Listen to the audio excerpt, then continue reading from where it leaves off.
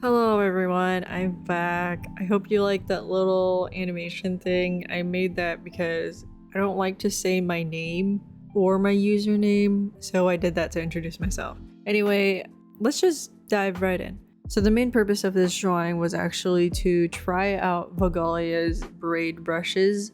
If you haven't heard of her, you should really go check out Vegalia because she has these amazing brushes for a bunch of different drawing programs of curls, braids, amazing hairbrushes. I bought and tried some out on Procreate, and then she kindly and generously gave me the speedpaint ones for me to make an illustration of. And I was like, yes, I will do that. Give me your character to draw. And so she gave me this wonderful character named Celeste. I'll talk more about my experience with the brushes and what I think about them in the actual section of the video where I'm working on the braids. So for now, I'm gonna just try to talk about this sketch a little bit. So when I started drawing this, I didn't really have like a way that I envisioned it in my mind, so I was kind of just winging it for the most part. I don't think I even found a particular pose on Pinterest that I was referencing. I was just kind of like, I just want her to have a simple pose because the focal point for this piece was supposed to be the braids, you know? When I want you to first see this, I want you to hone in on those braids and I want you to examine them. So I wasn't trying to be too extravagant with the pose, and I'm pretty sure I ended up cutting out like the majority of her body anyway, so this part like is useless. And honestly, I think I did that because I gave up on trying to draw her body and arms because I was feeling a little rusty. This illustration was the first one that I really like actually finished and rendered after a long period of time, because when summer started I was just sketching for the most part. If you're subbed to my Patreon, you could see a bunch of those sketches because I've been reading a lot of books and I've been just sketching the characters. And I also did some Spider-Verse sketches of Gwen. I hadn't really sat down and just like made a full-blown illustration in a while until this piece. And I actually finished this piece in one sitting, which I really shouldn't be doing because it's not good for my hands. Because if I finish it in one sitting, that means I'm sitting there drawing for like 3 hours straight, sometimes 4 hours straight, and it's just not good for my health. I slouch, it's not good for my back. You know, like, it's important to take breaks. I say that all the time, but then I do something like this and I don't take any breaks in between. So I need to be a little bit more stricter with myself when it comes to doing that. So like I mentioned before, I actually was struggling a little bit to do the pose, and luckily I didn't struggle with the face as much, but when it comes to drawing bodies, I found that I'm not as confident as I used to be. And because of that, next semester, I really want to take a figure drawing class. I tried to this semester, but unfortunately I haven't met the prerequisite for it, which is really annoying because I'm like, oh, I have to sit through another boring drawing class just to take figure drawing. Are you kidding me? But whatever, college sucks. So I'm not going to talk about that because I would just end up ranting. And here you get to see me trying out the brushes a little bit, and I was just trying to get the hang of them because there's so many different brushes.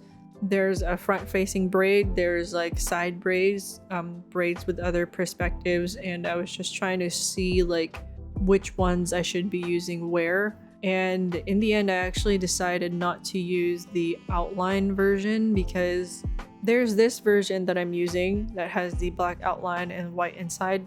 Then you just use brightness and opacity to turn it into line art. But my line art looks so different from Vegalia's line art. So I was like, I'm gonna have to use the solid brushes and line over them a little bit so that it looks more like consistent with my style.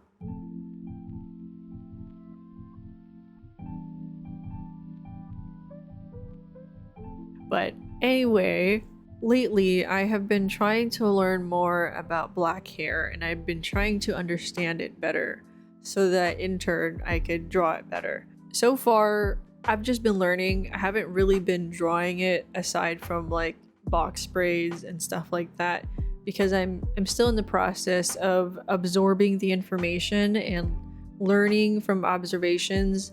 And I've said this in the past, but observing and just absorbing that information that you get from observing, gosh, that just sounds so confusing. Let me try to reword that.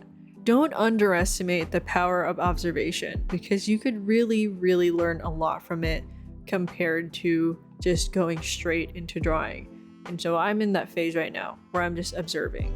I've been looking at like hair tutorials for different hair types just to get like real video references of how hairstyles work and how those hair types behave.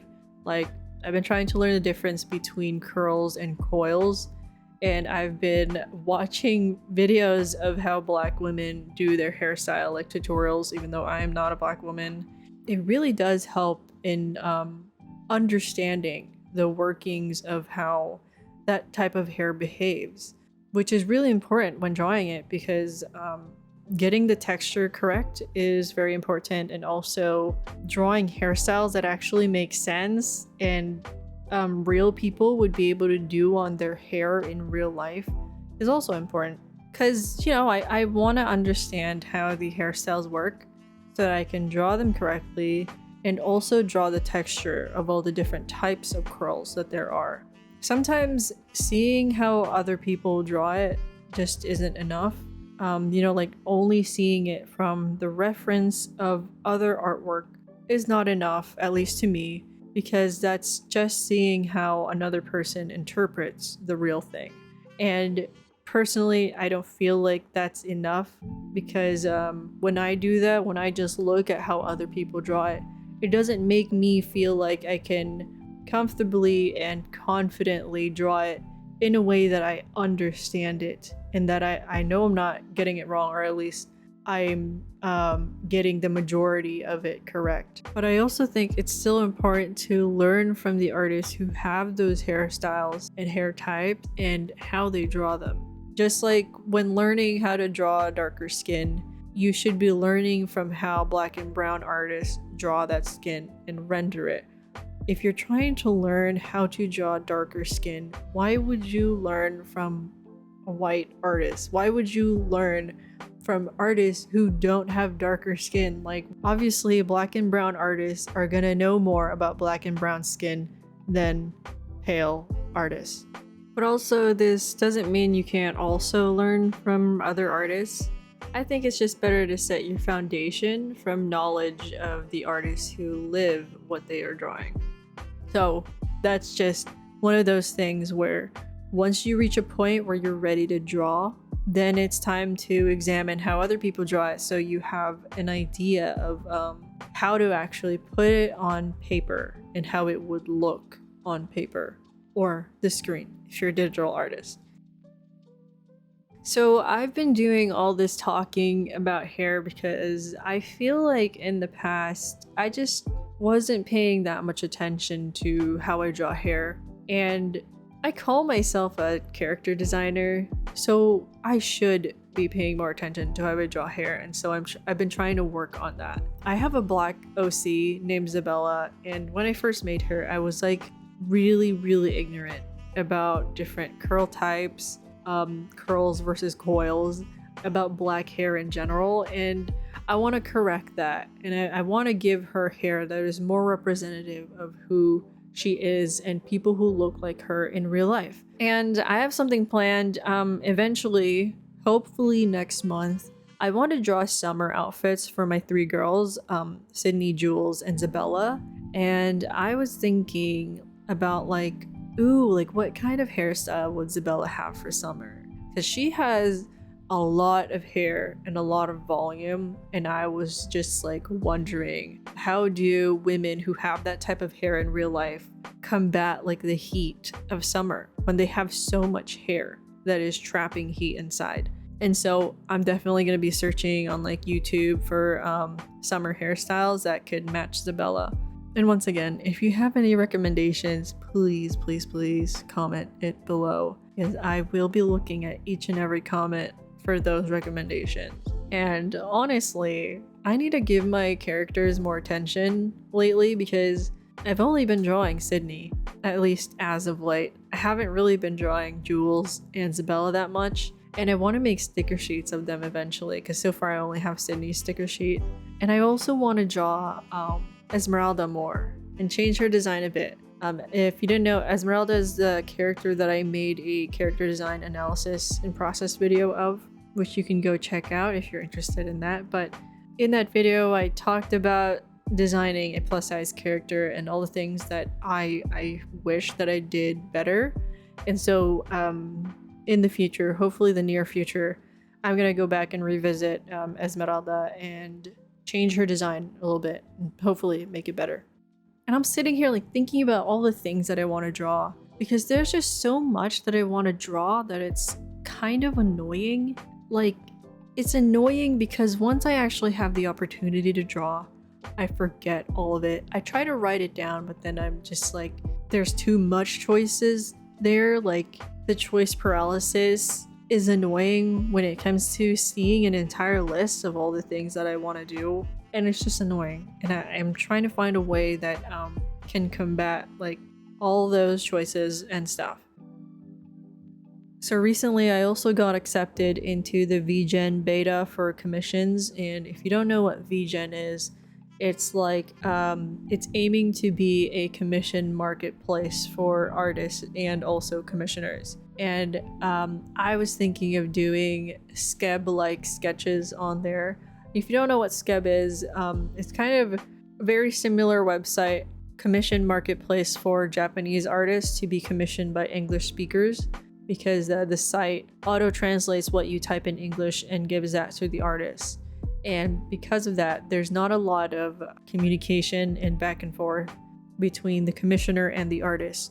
It's a common thing when you get a skeb where you pay for it, you type in your request, and you really have to be specific and you have to make sure that it translates into what you want it to translate into, because when the artist gets that and then they draw it and then they send you the finished piece, you can't ask for changes because that is what you signed up for when you got a skeb. It was that one-time request, and you needed to be as detailed as you can be and as clear and concise as you can be in that request, because there wasn't going to be any changes. So as an artist, that sounds really appealing because sometimes it's a hassle to have to talk to clients and adjust stuff. And I feel like it is very nice to do commissions with that understanding where the client understands that there's not going to be a lot of communication and back and forth, and that they need to be clear and concise with what they are requesting so that the artist can get it right on the first try. And it's kind of something that you're both looking for. The commissioner and the artist are both looking for not a lot of communication. I kind of want to try that because sometimes, like, you know, like as an artist, you just want to draw and it's lovely to get paid for it. And sometimes it's just nice to draw that one thing and not have to change it.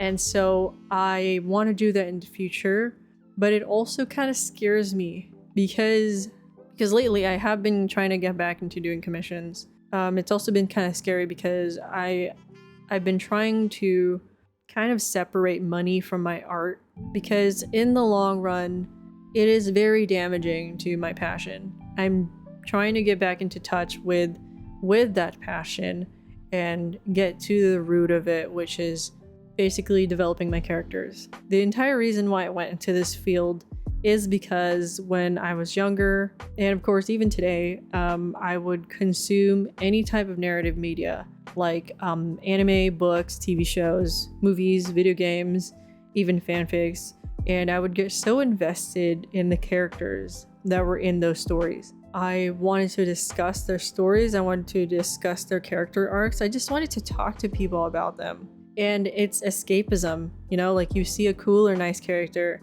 and for a few minutes or a few hours, you forget about your real life problems because you're so interested in this character and their story. And one day I basically decided that when I get older, I want to make characters that people can get invested in.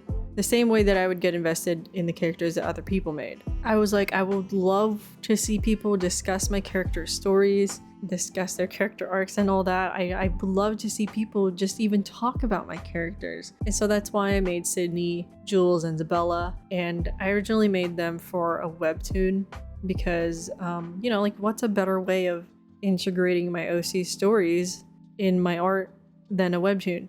But the problem is I'm not a webtoon artist, and I don't know if I could ever be, because being a webtoon artist is incredibly difficult.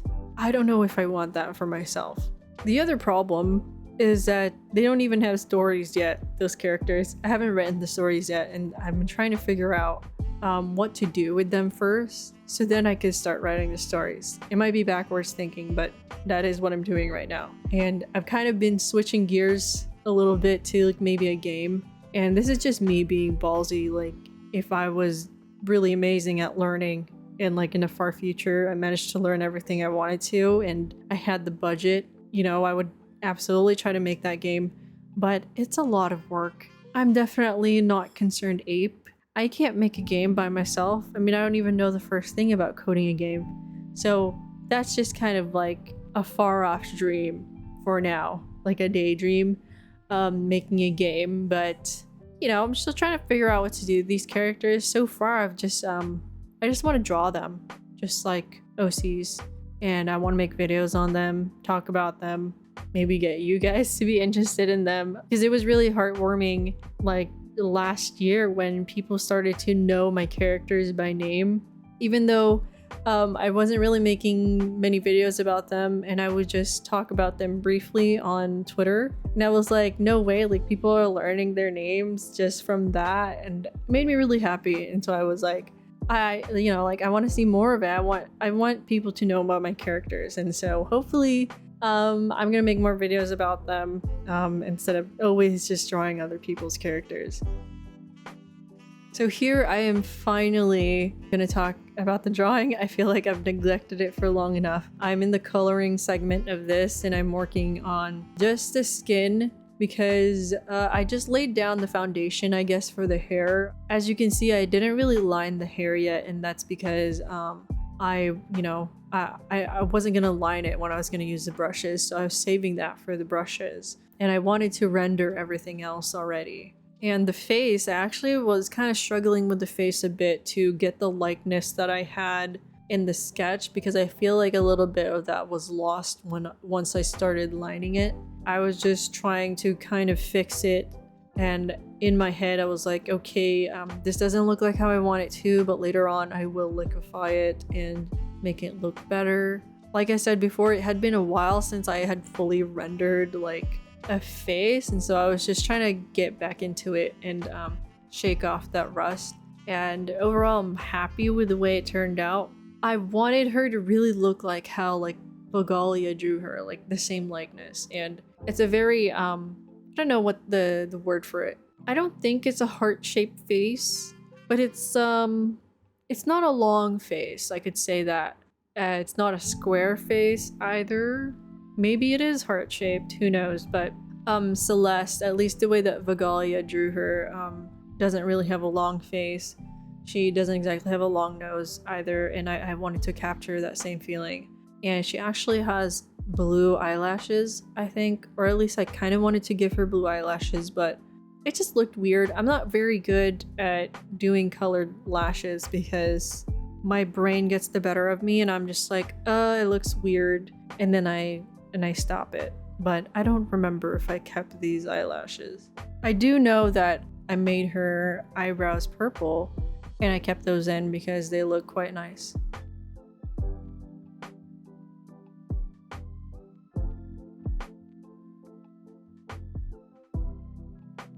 So when I was rendering Celeste's top, I didn't really know what I was doing. I was kind of just looking at the reference that Vegalia gave me, and it was going off of what she did in her art.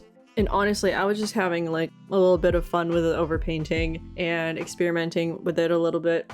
And it was one of those times where I didn't even think about the light source when doing the shadow placement and also the light placement. So it doesn't really make sense. but it looks nice anyway. And it's just that part of being an artist where you're like deceiving people into thinking that you know what you're doing when in reality you don't. And it was like you were possessed by the drawing demon and you don't even know how you did it. I feel like this happened to me a lot of times where, like, for example, I drew Gwen in like one sitting, probably last week. And then the next day I looked at it again and I was like, oh my god, this looks really good. How did I do this? I don't even like remember the act of doing it and like the decisions that I made while drawing it. And I'm just like, how did I do that? So here, I'm just like overpainting over the strap that's in the middle of her little boob window in the shirt. I don't know what it's called, but I didn't feel like lining it for some reason while I was lining, and so I was just like, whatever, I'll just overpaint a little bit. And this is also where a lot of the guessing comes, and I'm just covering up a lot of things, and then later on I go in and I shade like her breast that is supposed to be under there. And I feel like if you look too closely, it does end up looking a little weird, so don't look too closely.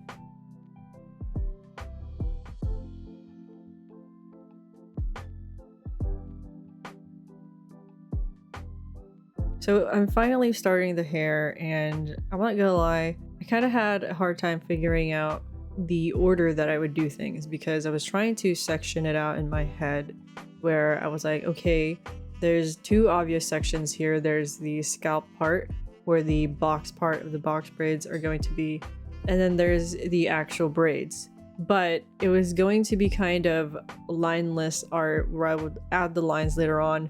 And so I kind of decided to start with her edges. And I feel like even with the edges, before when I would draw edges, I would just draw wispy lines. But after watching how people do them in real life, I realized that there's this visible gap between the actual start of the edges and the edge of the hair, like on the scalp. It's not just connected to the hair on the scalp. And it just goes to show like the difference between seeing a real video of it versus just guessing from also just seeing how other people draw it. Because I thought I knew how to draw edges, but then with this piece, I was like, I guess I didn't really know how to draw edges. And now that I'm working on the box part of the box braids, one thing that I'll say I could have done better is spacing them out differently, because with the way I did it, I sectioned them out like super evenly and like lined up with each other because I got lazy. But then in reality, at least from what I've seen on how people do box braids, they alternate the boxes or sections like bricks. Like they're not just completely aligned. They're usually like sectioned out horizontally, but they don't align vertically, if that makes sense. With my drawing, it almost feels like really stiff because of the perfectness, quote unquote, of it.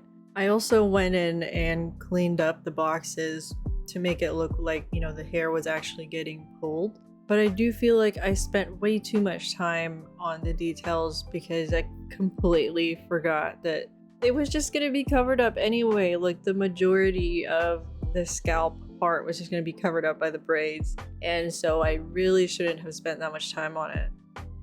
And I'm also not sure if I should have made the boxes bigger, like the sections of the braids compared to the size of the braids. Let me know in the comments if you know, or if it doesn't really matter, since I do know that most of these long braids are obviously not the natural hair of the women who wear them.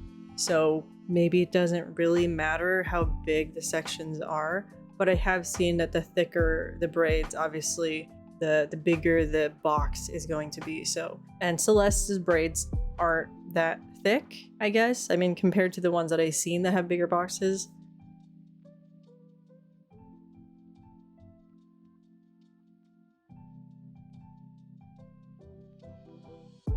Anyway, finally working on the braids, and these two braids that lie in front of her face, they made sense there when I started, but after rendering, one of them just like wasn't connected to a box anymore, and I wish I had caught that mistake before posting, because now when I look at it, it bothers me that it's just like disconnected from the boxes.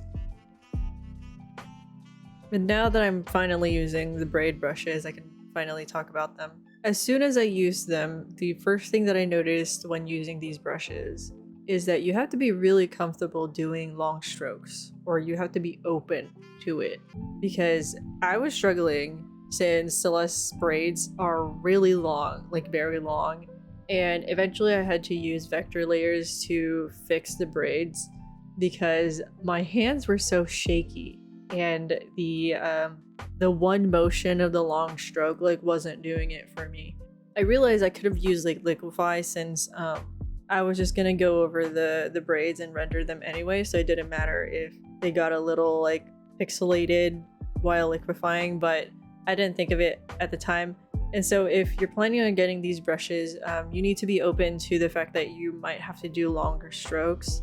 But Vegalia also said that if you're not a person who likes to do long strokes, you can do short strokes and then connect the braids at like the seamless sections that they have. And since I wasn't going with the outline brushes where they would turn into line art, I decided to go with a very like rendered method. And so I used one of these solid colored brushes to lay the guidelines for the actual braids. I think it was like a brush for coils, and I used that as a background for the braids basically. And then I went in with a base color that is lighter than that with the actual solid braids. And these brushes also change size with pressure, which can be adjusted in the settings if you don't like it. Personally, it didn't bother me because I was able to adjust, and plus these braids didn't have to be super duper clean because I was just going to paint over them anyway. I gotta say, it's really nice to have ones that have perspective to them too, like the side braids and then the other braids, and not just front facing, because it saves me the extra hassle of having to fix the perspective of the braids while rendering. So after setting the foundation of the shadow base with the braid shape on top of it, I went in and started to clean up the edges of the braids.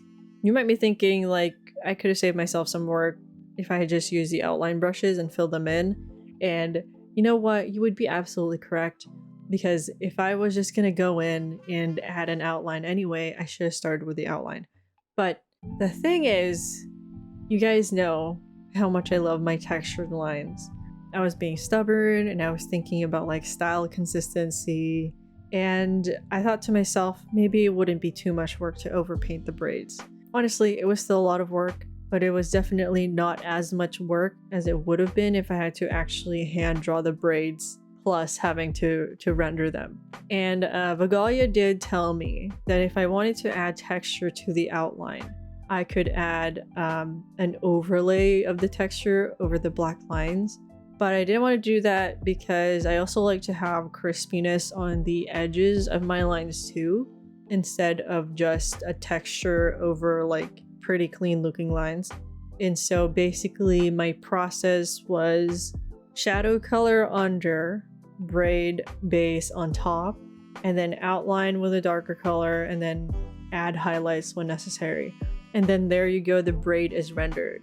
And then it would be just time to move on braid by braid until they're all done. And the first braid that I rendered, and now I'm feeling like I'm just saying the word braid way too much.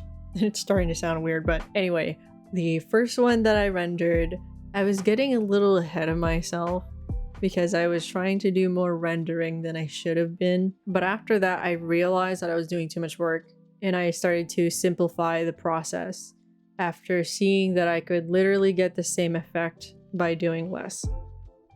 And when rendering a lot of braids like this, it's really important to know which ones to give more detail to and which ones to kind of neglect a little bit. Like the braids in the back, I didn't work on them too much. I just added the outline and then a little bit of highlights because people aren't going to be looking at them that much. The detail of those braids compared to say like the two braids that are near her face, those two braids are obviously going to have the most detail because they're right next to her face. It's going to be the first braids that people are going to look at. And so if you're ever thinking of doing a piece like this where there's a lot of braids, save your hands some pain. Don't fully render every single one. Put detail on the ones that are in front, and then don't put as much detail on the ones in the back.